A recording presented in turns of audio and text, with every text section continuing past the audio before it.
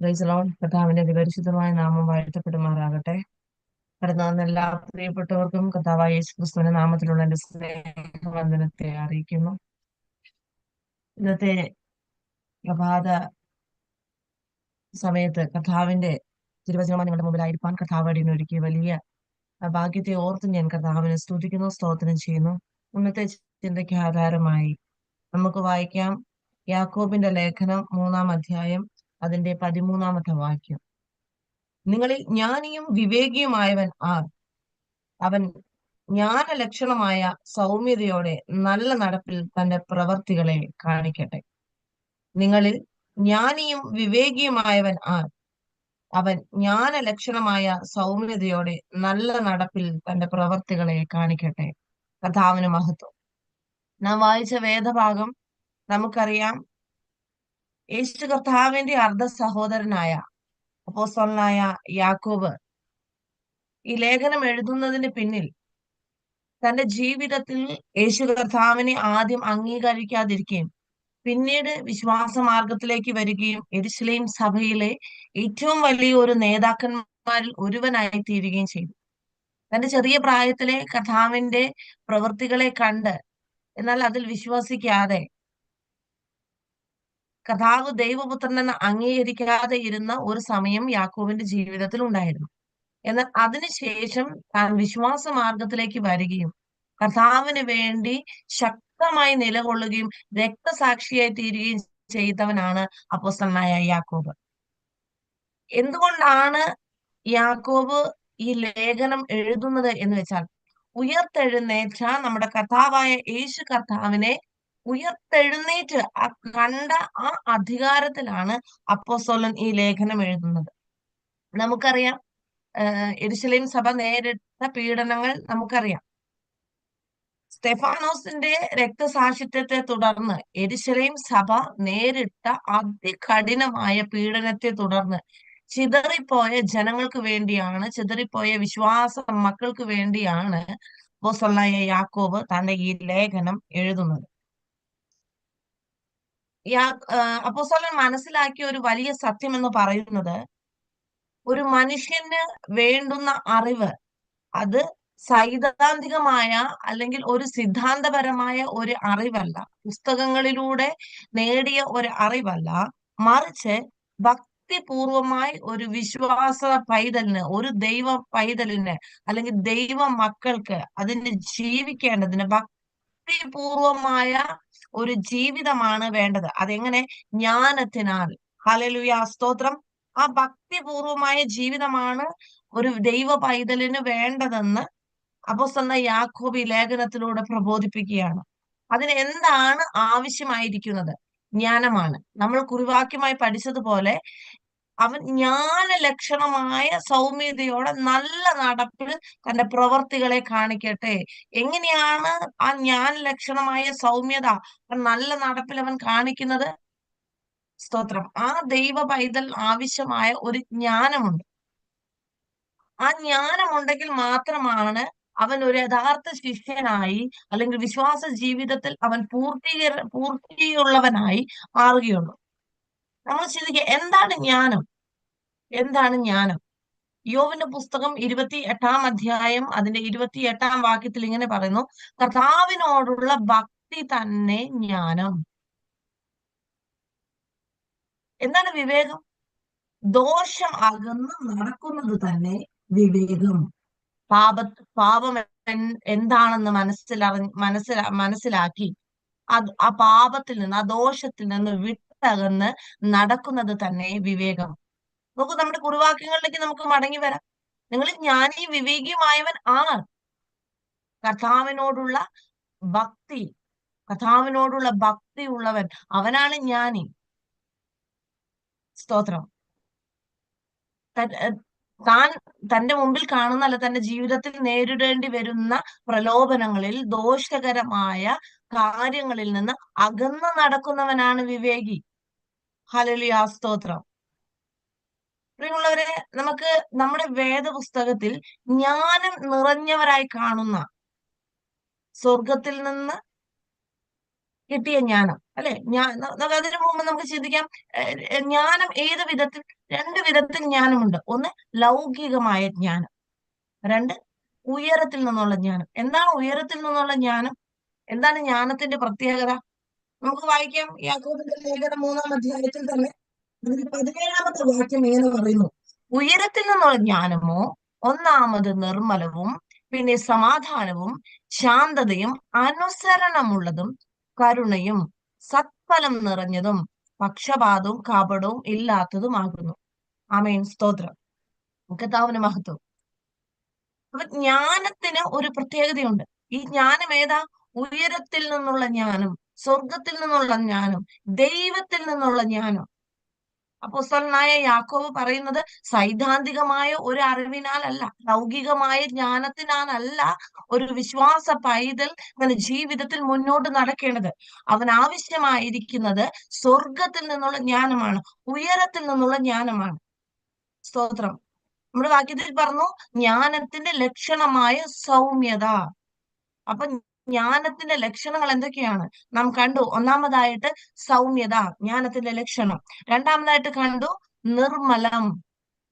സ്തോത്രം. പിന്നെയോ അത് സമാധാനം, അത് ശാന്തത, അത് അനുസരണമുള്ളത്, അത് കരുണയുള്ളത്, അത് സൽഫലം നിറഞ്ഞത്, സകലവിധ ഫലവും നിറഞ്ഞത്, നല്ല ഫലം നിറഞ്ഞത്.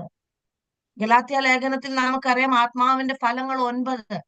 എന്നാൽ തുടർച്ചയായി വേദപുസ്തകം പഠിക്കുന്ന ഓരോ വേദ വിദ്യാർത്ഥികൾക്കും അറിയാം ഒരുവനിൽ ഉണ്ടായിരിക്കേണ്ട ഗുണങ്ങൾ ഈ 9 അതിന്റെ തന്മകളാണ്. ഒരു ഫലം, ആ ഒരു ഫലത്തിൽ 9 തന്മകൾ. ആത്മാവിന്റെ ഫലങ്ങളോ എന്നല്ല, ആത്മാവിന്റെ ഫലമോ, ആ ഫലമോ എന്ന് പറയുമ്പോൾ അതിനകത്ത് 9 ഗുണങ്ങളാണ് കാണുന്നത്. എന്നാൽ നമ്മൾ തുടർച്ചയായി വേദവചനം പഠിക്കുമ്പോൾ നമുക്കറിയാം ഈ 9 അതിൽ കൂടുതലായിട്ട് നമുക്ക് കാണാനായിട്ട് സാധിക്കുന്നു. അപ്പൊ സൽഫലം നിറഞ്ഞതും, പിന്നെയോ പക്ഷപാതവും കപടവും കളവും അങ്ങനെ യാതൊരു കാര്യമില്ലാത്തത്, ഏറ്റവും ശുദ്ധമായത്, ഏറ്റവും പരിജ്ഞാനമേറിയത്. അതാണ് സ്വർഗത്തിലെ ദൈവം ഓരോ ദൈവ പൈതലിനും നൽകുന്നത്. സ്തോത്രം. പ്രിയമുള്ളവരെ, ജ്ഞാനം കൃപാവരങ്ങളിൽ, ആത്മീയ വരങ്ങളിൽ ഏറ്റവും പ്രധാനമുള്ളതാണ് ജ്ഞാനത്തിന്റെ വചനം. നാം അഭിഷേകം പ്രാപിക്കുന്നു, നാം കർത്താവിന്റെ ശുശ്രൂഷ ചെയ്യുമ്പോൾ, ഹല്ലേലൂയ, സ്തോത്രം, നമ്മൾ ഏറ്റവും അധികമായി ആഗ്രഹിക്കേണ്ടതും ദൈവത്തിൽ നിന്ന് പ്രാപിക്കേണ്ടതും സ്വർഗത്തിലെ ജ്ഞാനമാണ്. ആ ജ്ഞാനമാണ് ഓരോ ദൈവ വൈതലിനെയും അവനെ വിശുദ്ധിയോടും വേർപാടോടും കൂടെ ഈ ലോകത്തിൽ അവനെ നടത്തുന്നത്. കർത്താവായ യേശു കർത്താവിനെ തന്റെ രക്ഷിതാവായി അറിഞ്ഞ് തന്റെ പാപങ്ങളെ ഉണർന്ന് ആ പാപത്തിൽ നിന്ന് വിട്ട് വിലകി നാം ജീവിക്കേണ്ടതിന് നമുക്ക് ആവശ്യമായിരിക്കുന്നത് പുസ്തകങ്ങളിലൂടെയുള്ള അറിവ് മാത്രമല്ല. അതിന് വേണ്ടത് സ്വർഗീയമായ ജ്ഞാനമാണ്. നമ്മുടെ നല്ല നടപ്പിലാണ് ഒരുവൻ ജ്ഞാനി എന്ന് വെളിപ്പെടുത്തുള്ളൂ. കുറെ അറിവുണ്ടായിട്ട് അതിൽ ചേർത്തിരിക്കുന്ന ഒരു അനുഭവമല്ല.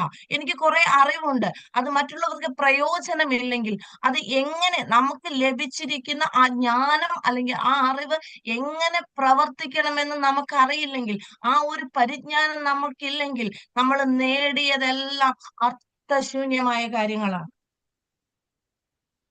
നമ്മൾ അറിവ് നേടിയിട്ട് നമ്മൾ ഒരു കാര്യത്തെക്കുറിച്ച് അത് അറിഞ്ഞു, അത് നമ്മുടെ ഒരു അറിവ്, നോളജാ. പക്ഷെ അത് എങ്ങനെ നമ്മുടെ ജീവിതത്തിൽ അത് ചെയ്യണമോ അവിടെയാണ് പരിജ്ഞാനം വരുന്നത്. അപ്പൊ ജ്ഞാനവും പരിജ്ഞാനവും തമ്മിൽ ബന്ധപ്പെട്ടിരിക്കുന്നു. ആമേൻ, സ്തോത്രം.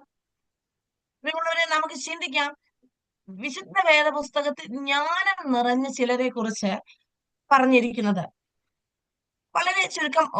ഒത്തിരി പേര് നമുക്കറിയാം, എങ്കിലും വളരെ പ്രധാനപ്പെട്ട എന്ന് ഞാൻ ചിന്തിക്കുന്ന 1-2 വ്യക്തികളെ കുറിച്ച് ഞാൻ ഇവിടെ നിങ്ങളോട് പറയാനായിട്ട് ആഗ്രഹിക്കുകയാണ്. ഒന്നാമതായിട്ട് നമുക്ക് ആ ദൈവത്തിൽ നിന്ന് ലഭിച്ച ആ ജ്ഞാനം തന്റെ ജീവിതത്തിൽ അവൻ എങ്ങനെ പ്രവർത്തിച്ചു എന്നുള്ളതിനെ എക്സാമ്പിൾ ആയിട്ട് ചിന്തിക്കുകയാണെങ്കിൽ, ഒന്നാമതായി യോസേഫ്. ഹല്ലേലൂയ. ഉൽപ്പത്തി പുസ്തകം 41-ാം അധ്യായത്തിൽ നമുക്കതിന്റെ ചരിത്രം അറിയാം. എങ്ങനെയാണ് യോസേഫിൽ ദൈവത്തിന്റെ ജ്ഞാനം പുറപ്പെട്ടത്. അല്ലെ? മിസ്രയീമിൽ അതികഠിനമായ ക്ഷാമം വരുമെന്ന് ഫറവോയ്ക്ക് സ്വപ്നം ലഭിച്ചു. ആ സ്വപ്നം ലഭിച്ച സമയത്ത് ആ സ്വപ്നത്തെ വ്യാഖ്യാനിക്കുവാൻ മിസ്രയീമിൽ ഒരു പണ്ഡിതന്മാരും ഉണ്ടായിരുന്നില്ല, ഒരു ജ്ഞാനികൾ ഉണ്ടായിരുന്നില്ല. അങ്ങനെ സ്വപ്നം വ്യാഖ്യാനിച്ച് ദൈവം കൊടുത്ത ജ്ഞാനത്തിൽ ഫറവോയുടെ സ്വപ്നം കാണിച്ച് മിസ്രയീമിൽ അതികഠിനമായ ക്ഷാമം വരുമെന്ന് യോസഫ് മുന്നറിയിപ്പ് നൽകി. എന്നിട്ട് യോസഫിന്റെ വാക്കുകളെ ഫറവോയും അവിടെയുള്ള ജനങ്ങളും കേൾക്കുന്നു. അവർ ക്ഷാമകാലത്തേക്കുള്ള ഭക്ഷ്യധാന്യങ്ങളെ ശേഖരിച്ചു വെക്കുന്നു. അവൻ ആ ജ്ഞാനത്തോടെ അവൻ അത് പ്രവർത്തിച്ചത് കൊണ്ട് മിസ്രയീമിൽ യോസേഫിനെ ദൈവം ഉയർത്തി. ഫറവോയിലൂടെ ദൈവം യോസഫിനെ ഉയർത്തി. അപ്പൊ ദൈവം കൊടുത്ത ജ്ഞാനം അവൻ വേണ്ടും വിധത്തിൽ അവൻ അവിടെ നിറവേറ്റിയപ്പോൾ, അവന്റെ പ്രവൃത്തിയിൽ അത് കാണപ്പെട്ടപ്പോൾ, ഹല്ലേലൂയ, അവൻ താഴ്ത്തപ്പെട്ടു പോവുകയല്ല ചെയ്തത്, അവൻ ഉയർത്തപ്പെട്ടവനാണ്. രണ്ടാമതായിട്ട് യോസേഫിൽ കാണുന്ന മറ്റൊരു പ്രത്യേകത, അവൻ വിവേകിയുള്ളവൻ. നാം നേരത്തെ ചിന്തിച്ചു, ദോഷം അകന്ന് നടക്കുന്നവനാണ് വിവേകി. എന്താണ് അവൻ നേരിട്ട ഒരു ദോഷം? പോത്തിഫറുടെ ഭാര്യയിൽ നിന്നുണ്ടായ ആ പരീക്ഷണത്തിൽ, ആ ദോഷത്തിൽ നിന്ന് അവൻ വിട്ടകന്നു. സ്തോത്രം. സകല അധികാരവും കൊടുത്ത ആ യോസേഫിന് അവന് മുമ്പിൽ വന്ന ആ വലിയൊരു പ്രതിസന്ധിയുടെ മധ്യത്തിൽ അത് ദോഷമെന്ന് അവൻ യഹോവയ്ക്ക് വിശുദ്ധമാകിയാൽ, സ്തോത്രം, ഓരോ ദൈവ പൈതലും ചിന്തിക്കേണ്ടതാണ്. നാം രക്ഷിക്കപ്പെട്ട് ദൈവസന്നിധിയിൽ മാറിയിരിക്കുന്നുവെങ്കിൽ നമ്മുടെ പഴയ ജീവിതമല്ല. നമ്മൾ ദൈവത്തിന് വിശുദ്ധമാണ്. നമ്മുടെ ശരീരം ദൈവത്തിന് ആലയമാണ്, അത് വിശുദ്ധമാണ്. കർത്താവ് പറയുന്നത്, എന്റെ ആലയത്തെ നശിപ്പിക്കുന്നവനെ ഞാനും നശിപ്പിക്കുമെന്നാണ്. അപ്പൊ ആ ദോഷത്തിൽ നിന്ന് വിട്ടകന്നവനാണ് യോസെഫ്. അവൻ വിവേകിയായിട്ട് കാണുന്നു. അതുപോലെ തന്നെ മോശെ എടുക്കുകയാണെങ്കിലോ, ജ്ഞാനലക്ഷണമായ സൗമ്യത നമ്മൾ കണ്ടു. സംഖ്യാപുസ്തകം 12:3 പറയുന്നു, മോശെ എന്ന പുരുഷനോ ഭൂതലത്തിലുള്ള സകല മനുഷ്യരിലും അതിസൗമ്യനായിരുന്നു. അവന് ജ്ഞാനത്തിന്റെ ലക്ഷണം വെളിപ്പെട്ടു. ആയിരക്കണക്കിന് ലക്ഷക്കണക്കിന് പുരുഷാരത്തെ ഒരു നേതൃത്വ സ്ഥാനത്തിൽ നിന്ന് നടത്തിക്കൊണ്ടു പോകണമെങ്കിൽ മോശയ്ക്ക് എന്ത് വേണം? സ്വർഗത്തിലുള്ള ജ്ഞാനം വേണം, അല്ലെ? ഒരു ആട്ടിൻകൂട്ടത്തെ മേയ്ക്കുന്ന ഒരു ഇടയനറിയാം. ആ ആട്ടിൻകൂട്ടത്തില് പല കാറ്റഗറിയിലുള്ള ആടുകളുണ്ടാവും. തള്ളയാടുകളുണ്ടാവും, ചെറിയ കുഞ്ഞാടുകളുണ്ടാവും, മുട്ടനാടുകളുണ്ടാവും, പ്രസവകാലം അടുത്ത ആടുകളുണ്ടാവും, പാല് കറക്കുന്ന ആടുകളുണ്ടാവും. പല കാറ്റഗറിയിലുള്ള ആടുകളെ അത് സംരക്ഷിക്കണമെങ്കിൽ, അല്ലെ അതിന് നേതൃത്വത്തിൽ നന്നായി നടത്തണമെങ്കിൽ എന്തുണ്ടായിരിക്കണം? ജ്ഞാനം ഉണ്ടായിരിക്കണം. മോശ അതിന് വളരെ അത്യുത്തമമായ ഒരു ഉദാഹരണമാണ് മോശ. എത്രയോ എത്രയോ പ്രതിസന്ധികൾ അവരുടെ മരുഭൂമി പ്രയാണ കാലത്ത് മോശ നേരിട്ടു. അവിടെയെല്ലാം സൗമ്യനായി നിന്നുകൊണ്ട് മോശ ദൈവത്തോട് ജ്ഞാനം ചോദിച്ച്, ദൈവത്തോട് പ്രാർത്ഥിച്ച്, കർത്താവിനോട് ആലോചന ചോദിച്ച് ഓരോ കാര്യങ്ങളും അത് കൃത്യമായി ചിട്ടയായി ചെയ്തു. ഹല്ലേലൂയ. പിന്നെയോ ശലോമോൻ, ജ്ഞാനികളിൽ ജ്ഞാനിയായ ശലോമോൻ, സ്തോത്രം.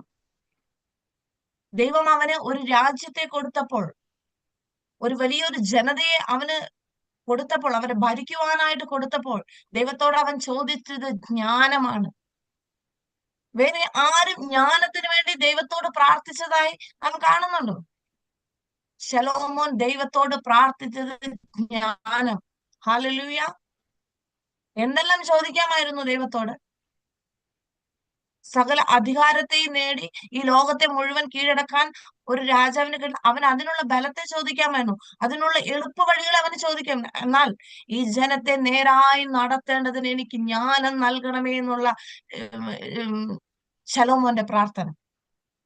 സ്തോത്രം. അതുകൊണ്ട് തന്നെ പല രാജ്യങ്ങളിൽ നിന്ന്, പല ദേശങ്ങളിൽ നിന്ന് ശലോമോന്റെ ജ്ഞാനത്തെ കേൾക്കുവാൻ, ഹല്ലേലൂയ, പലരും കടന്നു വന്നെന്ന് തിരുവചനം വായിക്കുന്നു. തെക്കേ രാജ്ഞി ശലോമോന്റെ ജ്ഞാനം കേൾക്കുവാൻ വേണ്ടി മൈലുകളോളം യാത്ര ചെയ്ത് വന്നിരിക്കുന്നു. ഹല്ലേലൂയ, സ്തോത്രം. ഇതൊന്നും ഇതൊന്നും ബുദ്ധിക്ക് ഒതുങ്ങുന്നതല്ല, ബുദ്ധിക്ക് അതീതമായത്, ഉയരത്തിൽ നിന്നുള്ള ജ്ഞാനം, ദൈവത്തിൽ നിന്നുള്ള ജ്ഞാനം. സ്തോത്രം. അതുപോലെ എല്ലാറ്റിനും ഉപരിയുമായി ജ്ഞാനമായവൻ, ഹല്ലേലൂയ, നമ്മുടെ കർത്താവായ യേശു ക്രിസ്തു.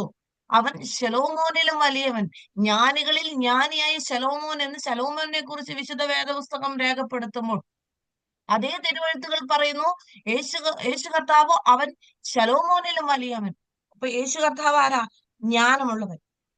യേശു കർത്താവിന്റെ ബാല്യത്തിൽ തന്നെ പറയുന്നു, അവൻ ജ്ഞാനത്തിലും. ഈ ലൂക്കോസിന്റെ സുവിശേഷം 5-ാം അധ്യായം അതിന്റെ 12-ാമത്തെ വാക്യത്തിൽ പറയുന്നു, അവൻ ജ്ഞാനത്തിലും കൃപയിലും വളർന്നു. 33.5 വർഷത്തോളം തന്റെ ശുശ്രൂഷ ചെയ്ത കാലത്തൊക്കെയും യേശു കർത്താവ് ജ്ഞാനത്തോടെ ഹല്ലേലൂയ നടന്നു. ഏറ്റവും ജ്ഞാനത്തോടെ തന്നെ ക്രൂശിക്കാൻ വേണ്ടി, വിസ്തരിക്കാൻ വേണ്ടി സന്യദ്രി സംഘത്തിന്റെ മുമ്പിലും, അന്നാവിന്റെ മുമ്പിലും, കയ്യഫാവിന്റെ മുമ്പിലും, പീലാത്തോസിന്റെ മുമ്പിലെല്ലാം ന്യായവിസ്താരത്തിൽ നടക്കുമ്പോൾ പല സ്ഥലങ്ങളിലും കർത്താവ് മൗനമായിരുന്നെന്ന് നാം കാണുന്നു. അവിടെയെല്ലാം ദൈവത്തിന്റെ ജ്ഞാനമാണ്. എവിടെ, എന്ത്, ഏത് സമയത്ത് പറയേണ്ടു എന്ന്. സ്തോത്രം. ദൈവത്തിന്റെ ആത്മാവാണ് ആ ജ്ഞാനം നമ്മുടെ ഉള്ളിൽ പകരുന്നത്. ഈ ദൈവപുരുഷന്മാരെല്ലാം, നമ്മുടെ കർത്താവായ യേശു ക്രിസ്തു എല്ലാം ഒരു വിശ്വാസ പൈതൽ ജ്ഞാനത്തോടെ എങ്ങനെ സമൂഹത്തിൽ അല്ലെങ്കിൽ ലോകത്തിൽ ജാതികളുടെ മധ്യത്തിൽ നാം നിൽക്കണം, നാം ജീവിക്കണമെന്ന് അത്യുത്തമമായി നമുക്ക് ഉദാഹരണ സഹിതമായി നമ്മുടെ മുന്നിലുണ്ട്. ദൈവത്തിന് മഹത്വം. ഇവരുടെ എല്ലാം ജ്ഞാനം വെളിപ്പെട്ടത്, തനിക്കൊരു ജ്ഞാനമുണ്ട്, നമുക്കൊരു അറിവുണ്ടെങ്കിൽ അത് മൂടി വെച്ചിരിക്കുന്നതല്ല. അവരുടെ പ്രവൃത്തികളിലൂടെയാണ് ഇതെല്ലാം വെളിപ്പെട്ടത്. ഈ കാര്യങ്ങളെല്ലാം നാം ചിന്തിക്കുമ്പോൾ ഇവരുടെ എല്ലാം ജീവിതത്തില് നാം മനസ്സിലാക്കുന്ന ഒരു കാര്യം, തന്റെ പ്രവൃത്തികളിലൂടെ തന്റെ ജ്ഞാനത്തെ വെളിപ്പെടുത്തി എന്നാണ്. യേശു കർത്താവിനെ കുറിച്ച് പറയുകയാണെങ്കിൽ 1 കൊരിന്ത്യർ 1-ന്റെ 30-ാമത്തെ വാക്യത്തിൽ പറഞ്ഞു, നിങ്ങളോ അവനാൽ ക്രിസ്തു യേശുവിൽ ഇരിക്കുന്നു, അവൻ നമുക്ക് ദൈവത്തിൽ നിന്ന് ജ്ഞാനവും നീതിയും ശുദ്ധീകരണവും വീണ്ടെടുപ്പുമായി തീർന്നു. ആമേൻ. സ്തോത്രം. കണ്ടോ, അവിടെ യേശു കർത്താവ് ആരാ? ജ്ഞാനമാവുന്നു. അപ്പൊ ഒരുവൻ ക്രിസ്തുവിനെ സ്വീകരിക്കുമ്പോൾ നമ്മുടെ ഉള്ളിൽ എന്തുണ്ട്? ജ്ഞാനമുണ്ട്. പക്ഷെ ആ നമ്മുടെ ഉള്ളിലുള്ള ആ ജ്ഞാനം, അല്ലെങ്കിൽ നമുക്ക് പകർന്നു കിട്ടിയിരിക്കുന്ന ആ ജ്ഞാനം, അത് വെളിപ്പെടേണ്ടത് നമ്മുടെ നല്ല നടപ്പിനാലാണ്, നല്ല പ്രവൃത്തികളിലാണ്. സ്തോത്രം. പ്രിയമുള്ളവരെ, നാം ഇന്ന് കണ്ടതുപോലെ ജ്ഞാനത്തിന്റെ ലക്ഷണങ്ങളെ നമ്മൾ കണ്ടു. ഒരു ദൈവ പൈതൽ അവൻ ജ്ഞാനിയാണെന്ന് എങ്ങനെ തിരിച്ചറിയാം? ജ്ഞാനത്തിന്റെ ലക്ഷണങ്ങൾ എന്തൊക്കെയാണ്? നാം നേരത്തെ കണ്ടതുപോലെ സൗമ്യത, ജ്ഞാനലക്ഷണമായ സൗമ്യത. നമുക്ക് പല വിധത്തിലുള്ള പ്രകോപനങ്ങൾ നമ്മുടെ ജീവിതത്തിൽ കടന്നു വരാറുണ്ട്, പല വിധത്തിൽ. പക്ഷെ ആ സമയത്തെല്ലാം നമുക്ക് സൗമ്യമായിട്ട് പെരുമാറാൻ കഴിയാറുണ്ട്. നമ്മുടെ ജീവിതത്തിൽ ഒന്ന് പറഞ്ഞ രണ്ടിന് നമുക്ക് ദേഷ്യം വരാറുണ്ട്. നല്ല രീതിയിൽ നമ്മുടെ ദേഷ്യത്തെ നമുക്കതിനെ അടക്കിക്കൊള്ളാൻ സാധിക്കാറില്ല. എന്നാൽ തിരുവചനം പറയുന്നു, ജ്ഞാനം ഉള്ളവൻ അവന്റെ ഏറ്റവും വലിയ ലക്ഷണമാണ് സൗമ്യത. സ്തോത്രം. അതുപോലെ അത് നിർമ്മലമായിരിക്കണം, വിശുദ്ധമായിരിക്കണം. ഒരു ജ്ഞാനിയുടെ ലക്ഷണം അവൻ സമാധാനം ഉണ്ടാക്കുന്നവനായിരിക്കണം. സമാധാനം ഉണ്ടാക്കുന്നവർ ഭാഗ്യവാന്മാർ, അവർ ദൈവത്തിന്റെ പുത്രന്മാർ എന്ന് വിളിക്കപ്പെടുമെന്ന. അപ്പൊ ഒരു ജ്ഞാനിയുടെ ലക്ഷണം എന്താ? അവൻ ഒരു സമാധാനം ഉണ്ടാക്കി. എത്ര പേര്, ഞാനടക്കം എത്ര പേര് ഒരു പ്രയാസത്തിന് മേലെ, ഒരു പ്രതിസന്ധിയുടെ മേലെ നമ്മൾ കടന്നു പോകുമ്പോ നാം അവിടെ പ്രശ്നത്തെ കൂടുതൽ സങ്കീർണമാക്കി തീർക്കുകയാണോ, അല്ലെങ്കിൽ അത് അവിടെ സമാധാനം ഉണ്ടാക്കി തീർക്കുകയാണോ? നമ്മളെ തന്നെ ശോധന ചെയ്യേണ്ട സമയം അതിക്രമിച്ചിരിക്കുന്നു. നാം ദിനംതോറും പ്രാർത്ഥിക്കുന്നു, ദിനംതോറും നമ്മൾ ശുശ്രൂഷിക്കുന്നു, നമ്മൾ മറ്റുള്ളവർക്ക് നന്മ ചെയ്യുന്നു. എന്നാൽ സ്വയം ഒന്ന് ശോധന ചെയ്യാൻ എത്ര പേര് തയ്യാറാണ്? അതുപോലെ ശാന്തത, സ്തോത്രം. ഇതെല്ലാം നമ്മുടെ സ്വഭാവത്തെ രൂപാന്തരപ്പെടുത്തേണ്ടതിന് ദൈവത്തിന്റെ ആത്മാവ് നമ്മളെ ഉണർത്തിച്ചുകൊണ്ടിരിക്കുന്ന കാര്യങ്ങളാണ്. അതുപോലെ അനുസരണ. എന്തിലാണ് നാം അനുസരിക്കേണ്ടത്? ദൈവത്തിന്റെ വചനങ്ങളെ അനുസരിക്കുന്നവന്, ദൈവത്തിന്റെ കൽപ്പനകൾ അല്ലെങ്കിൽ ദൈവം പറഞ്ഞിരിക്കുന്ന കാര്യങ്ങളെ ഒരുവൻ പൂർണ്ണമായി അവൻ അനുസരിക്കാൻ തയ്യാറാണെങ്കിൽ, ഹല്ലേലൂയ, ദൈവത്തിന്റെ സന്നിധിയിൽ ഒരു മനുഷ്യനും പൂർണ്ണനല്ല. എങ്കിലും കർത്താവ് നമുക്ക് തന്നിരിക്കുന്ന ആ മാതൃകയെ പിൻപറ്റുമ്പോൾ സ്തോത്രം. നമ്മുടെ നമ്മുടെ സ്വഭാവത്തിൽ, നമ്മുടെ ജീവിതത്തിൽ ഒരു രൂപാന്തരം ഉണ്ടാകും. സ്തോത്രം. അതുപോലെയോ കരുണ. മറ്റുള്ളവരോട് കരുണയുള്ളവരായിരിക്കണം. കാരണം ഓരോരുത്തർക്കും ദൈവം കൊടുത്തിരിക്കുന്ന കഴിവുകൾ, താലന്തുകൾ, അനുഗ്രഹങ്ങൾ എല്ലാം വ്യത്യസ്തമായ അളവിലാണ്. നമ്മൾ സഹജീവികളോട് കരുണയുള്ളവരായിരിക്കണം. സ്തോത്രം. ഇന്ന് നമുക്കൊരു കഷ്ടം, നാളെ നമുക്കത് മാറും. നാളെ ആ കഷ്ടം മറ്റൊരാൾക്കായിരിക്കും.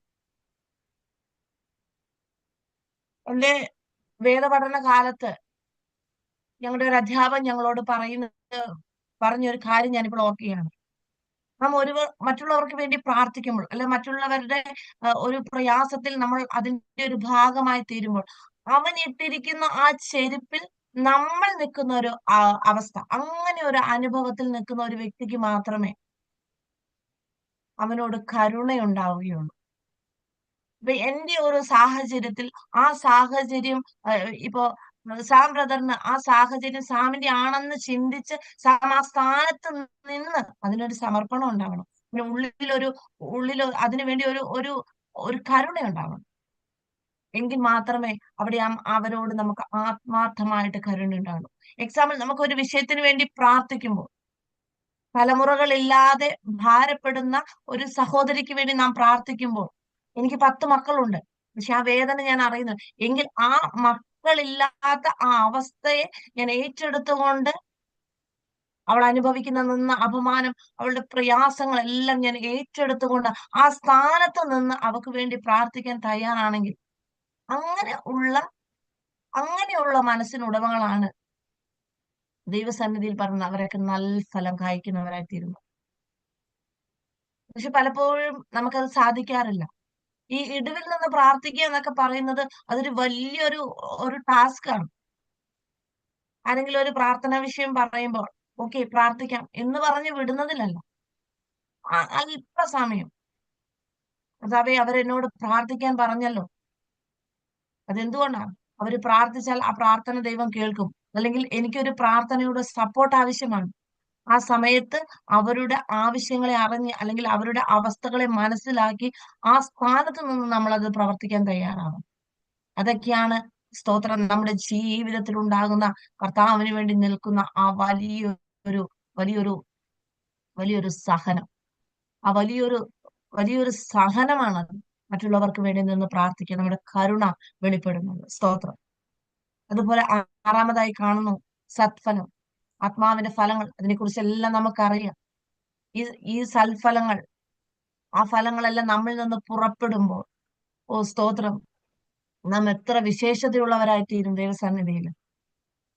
പിന്നെയോ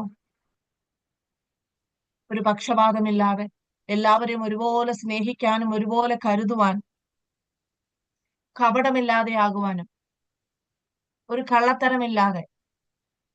സ്തോത്രം. ഓർക്കണമേ ദൈവമക്കളെ, നാം ഇത്രയും നമുക്ക് ഏറ്റവും കൂടുതൽ ഭാഗ്യമുള്ള ഒരു ജനതയായി തന്നെയാണ് നമ്മൾ കാണുന്നത്. കാരണം ഏതൊരു ക്രിസ്ത്യാനിയുടെ വീട്ടിലും ഒരു ബൈബിൾ ഉണ്ടാവും നോർമലി. പക്ഷെ ഒരു വിശ്വാസ പൈതലിന്റെ ഭവനത്തിലാണെങ്കിലോ ഓരോരുത്തർക്കും ഓരോ ബൈബിൾ ഉണ്ടാവും. ആമേൻ. സ്തോത്രം. ഞങ്ങളുടെ ദൈവദാസൻ ഞങ്ങളോട് പറയും, ബൈബിൾ ഉയർത്തിപ്പിടിച്ച് പറയുന്ന ഒരു കാര്യമാണ്, എന്റെ ദൈവം എനിക്ക് വേണ്ടി എന്നോട് സംസാരിക്കാൻ അവിടുന്ന് തന്ന തിരുവചനങ്ങളാണ് വിശുദ്ധ വേദപുസ്തകം എന്ന്. കാരണം ഓരോരുത്തരുടെ പേഴ്സണലായ ബൈബിൾ ഉണ്ടാവും. പണ്ടെല്ലാം ക്രിസ്ത്യാനികളുടെ ഭവനത്തിൽ ഒരു ബൈബിൾ ഉണ്ടാവും. എന്നാൽ ഇന്ന് വിശ്വാസ മക്കളുടെ വീട്ടിൽ 10 മക്കൾ ഒരു വീട്ടിലുണ്ടെങ്കിൽ 10 ബൈബിളാണ്. അത് പ്രശസ്തിക്കല്ല, അവനവന്റെ വ്യക്തിപരമായി ദൈവത്തിന്റെ വചനം നമ്മോട് സംസാരിക്കേണ്ടതിന് ദൈവം നമുക്ക് നൽകിയിരിക്കുന്ന ഹല്ലേലൂയ കർത്താവിന്റെ തിരുവചനങ്ങളാണ് വിശുദ്ധ വേദപുസ്തകം. പ്രിയമുള്ളവരെ, ഇന്ന് നാം വായിച്ച വേദഭാഗത്തിൽ ജ്ഞാനത്തിന്റെ ലക്ഷണമായ സൗമ്യത, ആത്മീകമായ ഫലങ്ങൾ, ഇതെല്ലാം നമ്മൾ ഏറ്റുകൊള്ളുമ്പോൾ സ്തോത്രം, കാരണം നല്ല നടപ്പിൽ ആ പ്രവൃത്തികളെ കാണിക്കട്ടെ എന്നാണ് അപ്പോസ്തലൻ പറയുന്നത്. നമ്മുടെ ജ്ഞാനം, സ്വർഗത്തിൽ നിന്നും ദൈവം നൽകിയ ജ്ഞാനം. സ്തോത്രം. ആർക്കെങ്കിലും ജ്ഞാനത്തിൽ കുറവുണ്ടോ? വിശുദ്ധ വേദപുസ്തകത്തിൽ അതിനും ഒരു പരിഹാരം പറഞ്ഞിരിക്കുന്നു. ജ്ഞാനം കുറവുള്ളവൻ ദൈവത്തോട് ചോദിക്കട്ടെ. ഒരുവൻ ജ്ഞാനത്തിൽ കുറവുള്ളവനായ അവൻ ദൈവത്തോട് ചോദിക്കട്ടെ. ഇത് പ്രഭാതത്തിൽ നമ്മുടെ ജീവിതത്തിൽ ഏതെങ്കിലും കുറവുകളുണ്ടെങ്കിൽ ദൈവത്തിന്റെ വചനത്തിന്റെ ആഴങ്ങളെ മനസ്സിലാക്കി അതിൻ പ്രകാരം ജീവിക്കാൻ നമുക്ക് സാധിച്ചിട്ടില്ലെങ്കിൽ ദൈവസന്നിധി നമ്മളെ തന്നെ ഒന്ന് ശോധന ചെയ്ത് നമ്മളെ തന്നെ ഒന്ന് സമർപ്പിച്ച് ശലോമോൻ പ്രാർത്ഥിച്ചതുപോലെ, കർത്താവെ, കള്ളവും കപടവും നിറഞ്ഞ ഈ ലോകത്ത് വിശുദ്ധിയോടും വേർപാടോടും കൂടെ അടിയന് ജീവിക്കേണ്ടതിന്, നല്ല സാക്ഷിയായി ഞങ്ങൾ ജീവിക്കേണ്ടതിന്, അനേകരെ ക്രിസ്തുവിൽ ഞങ്ങൾ നേടേണ്ടതിന്, ആ നല്ല നടപ്പിന് വേണ്ടുന്ന ജ്ഞാനം ഞങ്ങൾക്ക് നൽകണമേ. ദൈവത്തിന്റെ ശുശ്രൂഷയ്ക്ക് ആവശ്യം അഭിഷേകമാണ്. അഭിഷേകത്തിന് മുമ്പ് ഒരു അഭിഷേകം നമ്മൾ പ്രാപിച്ചു കഴിഞ്ഞാൽ അഭിഷേകത്തിന്റെ വഴിയിലൂടെ നമ്മൾ പലരെയും വ്യത്യസ്തമായ രീതിയിൽ അവർ പോകുന്നത് നമ്മൾ കണ്ടിട്ട്. പക്ഷെ അങ്ങനെയല്ല, നമ്മൾ അഭിഷേകം വന്നെങ്കിൽ അത് എങ്ങനെ നമ്മുടെ ജീവിതത്തിൽ പ്രവർത്തിക്കണമെന്ന്, അത് പ്രതിഫലിക്കണമെങ്കിൽ നമുക്ക് ജ്ഞാനം അത്യാവശ്യമാണ്. നമ്മൾ പഠിച്ചു പോകുമ്പോൾ, ജ്ഞാനം ഏറി പോകുമ്പോൾ, അത് എവിടെ പ്രയോഗിക്കണം, എങ്ങനെ ചെയ്യണം എന്നറിയാതെ വരുമ്പോൾ, ആ പരിജ്ഞാനത്തിന്റെ കുറവ് വരുമ്പോൾ, ഉള്ളിന്റെ ഉള്ളിൽ നമ്മൾ അറിയാതെ ശത്രു ഒരു വിത്ത് പാകും, നിഗളം. ആത്മാവിൽ നിഗളിക്കുന്നവർ ഏറ്റവും വലിയ അപകടകാരികൾ. നിഗളികളോട് യഹോവ എതിർത്തു നിൽക്കുന്നു, ഒരു നാളും അവന്റെ തല ഉയരില്ല. വിശ്വാസത്തിൽ അല്ലെങ്കിൽ ശുശ്രൂഷ മേഖലകളിൽ ഇറങ്ങുന്ന പ്രിയപ്പെട്ടവരോട് ഞാനടക്കം എന്നോട് തന്നെ ദൈവത്തിന്റെ ആത്മാവ് സംസാരിച്ചു കൊണ്ടിരിക്കുകയാണ്. ഏതെങ്കിലും ഒരു മേഖലകളിൽ ദൈവം നിങ്ങളെ നിർത്തിയിട്ടുണ്ടെങ്കിൽ അവിടെ, ഹല്ലേലൂയ, സ്തോത്രം, അവിടെ എന്തെങ്കിലും ഒരു കാര്യത്തിൽ നിങ്ങൾക്ക് ഒരു ചെറിയൊരു നിഗളം അല്ലെങ്കിൽ ഞാൻ എന്തോ ആയി എന്ന് നമ്മളെ ഹൃദയത്തിൽ നമ്മൾ ചിന്തിക്കുകയാണെങ്കിൽ, ദൈവമക്കളെ, ഇന്ന് ദൈവസന്നിധിയിൽ ഏറ്റു പറയണം, കർത്താവേ, ഞാൻ ഒന്നുമല്ല, ഞാൻ ഏതുമല്ല, സർവവും നിന്റെ കൃപയാൽ. ഹല്ലേലൂയ, സ്തോത്രം. ദൈവസന്നിധി നമ്മളെ തന്നെ താഴ്ത്തി പുതിയ ശുശ്രൂഷയുടെ തലമായി നമ്മൾ ഉയരേണ്ടതിന് നമുക്ക് പ്രാർത്ഥിക്കാം. അധ്യാപകൻ പറഞ്ഞ വാക്കുകൾ ഇപ്പോഴും എന്റെ ചെവിയിലൊടുങ്ങുക. നമ്മുടെ പഠനം നിർത്തരുത്. നമ്മൾ തുടർന്ന് പഠിച്ചുകൊണ്ടിരിക്കുക. വേദ പഠനം അവസാനത്തോളം എത്ര പഠിച്ചാലും അത് തീരത്തില്ല. പഠനം തുടർന്നുകൊണ്ടേയിരിക്കുക. ഓരോ ദിവസവും കർത്താവിന്റെ വചനം നമ്മൾ വായിക്കും തോറും, ധ്യാനിക്കും തോറും, പഠിക്കും തോറും, സ്തോത്രം, നമ്മളെ ദൈവം ഉരുവാക്കും. ജ്ഞാനത്തിനാല് ദൈവം നമ്മളെ നിറയ്ക്കും. എന്നാൽ ആ ജ്ഞാനം നമ്മുടെ പ്രവൃത്തികളിൽ കാണിക്കണമെങ്കിൽ, സ്തോത്രം, നമ്മൾ ജാഗ്രതയുള്ളവരായിരിക്കും. ഈ വചനങ്ങളാൽ കർത്താവ് ഏവരെയും സഹായിക്കട്ടെ, അനുഗ്രഹിക്കട്ടെ. ഇങ്ങനെയൊരു അവസരം ഒരുക്കിയ